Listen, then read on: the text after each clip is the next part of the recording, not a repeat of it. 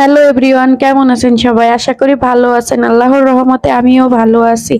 আমি ডালের উপরের ফেনাটা তুলে তার ভিতরে কতগুলা রসুনের কোয়া দিয়ে দিব। আর এখন ডালটা আমি সিদ্ধ করতেছি। এখানে আমি খেসারি কলর ডাল রান্না করতেছি। আর এদিকে মুরগি নিছি, মুরগিটা আমি পিস করব। আর দেখেন ডালগুলো সিদ্ধ হয়ে গেছে, এখন আমি ব্লেন্ডারে ব্লেন্ড করে নিব। আপনারা যারা নিয়মিত আমাদের ভিডিও দেখেন তারা জানেন আবিদের বাবার মসুরির ডাল ডাক্তার খাইতে নিষেধ করছে, অনেক খাবার খাইতে নিষেধ করছে।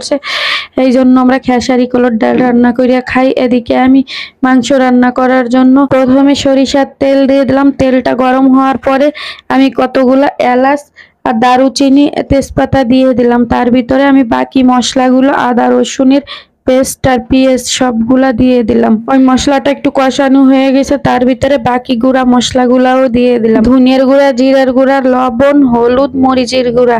এই মশলাগুলো দেওয়ার পরে সামান্য একটু পানি দিয়ে সুন্দর করে কষাবো। মশলা যত কষাবো রান্নার টেস্ট তত ভালো আসবে, মশলার কাঁচা গন্ধ না থাকলে। আমি আপনাদের সাথে কোনো রেসিপি শেয়ার করি না, আমি যা রান্না করি, যেভাবে রান্না করি এইটাই আমি আপনাদের সাথে শেয়ার করি। এখন মাংসগুলো দিয়ে দেবো। মশলাটা কষানো হয়ে গেছে আর মাংসগুলো অনেক সুন্দর করে ধুয়ে নিচ্ছে, ভিতরে কোনো রক্ত টক্ত নাই। যেমন মাছ সুন্দর করে ধুইলে তরকারির টেস্ট ভালো হয়, এরকমের মাংসটাও সুন্দর করে ধুইলে রক্ত পরিষ্কার করে, রক্ত কিন্তু জমে থাকে মাংসের ভিতরে অনেক, সেই মাংসগুলোর রক্তটা ফেলে দিলে কিন্তু মাংসটাও স্বাদ লাগে। মাংস দেওয়ার পরে জালটা একটু বাড়াই দিব, তারপরে যে পানি এক্সট্রা পানিটা আছে ওই পানিটা ছাড়ার পরে তারপরে জালটা কমাই দিব। আমি কিন্তু বারবার নেড়ে চেড়ে দিচ্ছিলাম, এখন মশলাটা পুড়ে যাচ্ছিল, এই জন্য সামান্য একটু পানি দিয়ে ঢেকে দিলাম। এখন আমি মাংসটা আবার একটু কষাইয়ে নিছি, তার ভিতরে আলুগুলা দিয়ে দিলাম। আর মুরগির মাংসে আলু দিলে, যে কোনো মাংসে আলু দিলে, আলুই আমার কাছে ভালো লাগে মাংসর চেয়ে, এই জন্য আমি একটু আলু বেশি করে দিছি। আর মাংস থাইকে যায়, আলুগুলো আমাদের খাওয়া হয়ে যায়, সবাই আলু পছন্দ করে। এখন আমি ঝোলের গরম পানি দিয়ে দিলাম। গরম পানি দিলে তরকারির স্বাদ দ্বিগুণ বেড়ে যায়। পানি কিন্তু অনেক পরিমাণের দিছি, শুকাই গেছে। এই পর্যায়ে আমি জিরার গুঁড়া দিয়ে দিলাম। তরকারিতে জিরার গুঁড়া দিলে এক্সট্রা একটা ফ্লেভার আসে, অনেক সুন্দর। রান্নার শেষে আমি জিরার গুঁড়া সব তরকারিতেই কম বেশি ব্যবহার করি। এদিকে আমার ডালটা আমি ব্লেন্ডার করে নিয়েছি, তার ভিতরে আমি লবণ হলুদ দিয়ে দিলাম পরিমাণ মতো। এখন আমি গরম পানি দিয়ে দিব, বা ঠান্ডা পানিও দিতে পারেন, আপনারা চাইলে যেটা মন চাই সেটা দিতে পারেন, কিন্তু আমার কাছে গরম পানি আছে এই জন্য আমি গরম পানি দিয়ে দিলাম। এখন ডালটা আমি ভালো করে একটু মিশাইয়া নিব। খেসারি কলার ডাল কিন্তু একটু ঘন রান্না করতে হয়, তাহলে অনেক মজা লাগে খাইতে। এখন আমি ডালের ভিতরে পরিমাণ মতো মরিচ কুচি দিয়ে দিলাম আর কাঁচা আম দিয়ে দিলাম। কাঁচা আম আমি ডিপ ফ্রিজে রেখে দিয়েছিলাম প্রথমে, যখন আমের সিজন থাকে তখন। এখন আমি একটু একটু করে বের করে রান্না করি, মাঝে মাঝে কিন্তু টেস্ট পাই, পুরো মনে হয় গাছ থেকে পেরে আনছি এই মাত্র আম, এরকমেরই টেস্ট। মাংস রান্নাটাও এখন আমি কড়াই থেকে ঢেলে নিলাম আর উপরটা একটু সুন্দর করে গুছাইয়ে রাখতেছিলাম। আর এই ফাঁকে আমার বাকি যে কাজগুলো আছে এই কাজগুলো আমি সবগুলো করে নিব। আর আসলে দুপুরবেলা সময় পাওয়া যায় না, রান্নার আগ দিয়ে অনেক কাজ থাকে, বাচ্চাকে গোসল করানো থেকে শুরু করে সব কাজই মহিলাদের করা লাগে। পুরুষ মানুষ বাসায় এসে বলে কি কাজ করছো, তারা মনে করে তারাই অফিসে সব কাজ করে আর আমরা বাসায় বসে থাকি।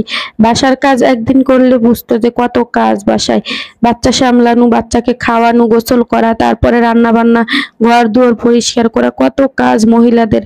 এরপরেও যদি বলে যে বাসায় কি কাজ করি, বাথরুম ধোয়া থেকে শুরু করে কাপড় কাচা পর্যন্ত সব কাজই করা লাগে, একা হাতে সামলানো লাগে। আবিদের বাবা দুপুরবেলা বাসায় আসবে খাবার খাইতে, তার জন্য তাড়াতাড়ি করে রেডি করতেছি। তারে তো সময় মতো খাবার দেয়া লাগবে, অন্য অন্য কাজ করার আগে আমি তার খাবার রেডি করে রাখি দুপুরবেলা, কারণ সে বেশিক্ষণ বাসায় থাকে না, লাঞ্চে খেয়ে আবার চলে যায়। শসাটা কেটে রেখে এই ফাঁকে আমি আবিদকেও গোসল করাই নিব। আবিদের গোসল করতে গেলে বেশি সময় লাগে না, আমার ছেলেটা অনেক ভালো আছে, তাড়াতাড়ি গোসল করানো যায় ওকে। গোসল টোসল করাই ওকে রেডি করাই দিয়ে বসাই রাখবো। এদিকে আমার ডালটাও বাগার দেওয়ার জন্য আমি পেঁয়াজ দিছিলাম, পেঁয়াজ হয়ে গেছে, তার ভিতরে কতগুলা জিরা দিয়ে দিলাম। জিরাটা একটু ভাজে দিলে ঘিরান আসে ডালের ভিতরে, কিন্তু আপনারা দেন কিনা জানি না, আমরা কিন্তু দিই। ডালের মধ্যে ফোড়নের সময় জিরা দিলে কিন্তু অনেক সুন্দর একটা ফ্লেভার আসে।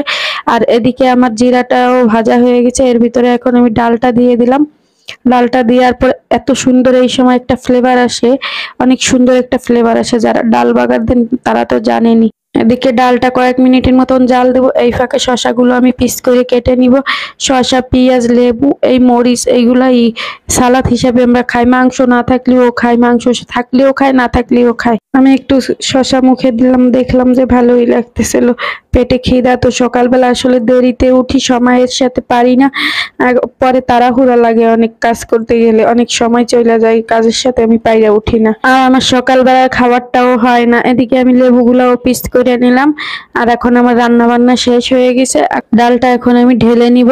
ডালটা হয়ে গেছে, এই পাতিলটাই আমি ডালটা ঢালবো, এই জন্য পাতিলটা রাখছি। ডালটা মনে হয় পাতিলে ধরবে না, আর ডাল ঢালতে যে পড়ে গেল। বাকি ডালটুকুন আমি এই বাটিটায় ঢেলে নিলাম। আর এই দেখেন আমার রান্না বান্না হয়ে গেছে। ভিডিওটা যদি আপনাদের কাছে ভালো লাগে, যারা ফেসবুক থেকে দেখবেন ফলো দিয়ে পাশে থাকবেন, আর ইউটিউব থেকে যারা দেখবেন চ্যানেলটি সাবস্ক্রাইব করে পাশে থাকবেন। এদিকে দেখেন মাছগুলো আমার কেমন নাড়াচাড়া করে। সবাই ভালো থাকবেন, সুস্থ থাকবেন, আমাদের জন্য দোয়া করবেন। আল্লাহ হাফেজ।